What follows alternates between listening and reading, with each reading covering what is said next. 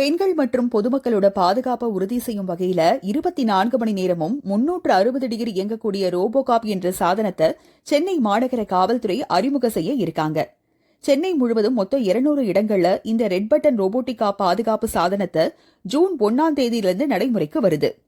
பல்வேறு அம்சங்களோட இந்த ரோபோட்டிக் காப் பாதுகாப்பு சாதனத்தை அறிமுகப்படுத்த இருக்காங்க. அது என்னன்னா, நேரடி காணொலி காட்சி பதிவு, அதாவது வீடியோ கால், ஆடியோ கால், குரல் பதிவுகள் மூலமா ஆபத்துல உள்ளவங்க காவல்துறையோட உரையாடுற மாதிரியான வசதி மட்டும் இல்லாம மைக்ரோஃபோன், ஜிபிஎஸ் உள்ளிட்ட வசதிகளும் இதுல இருக்கு.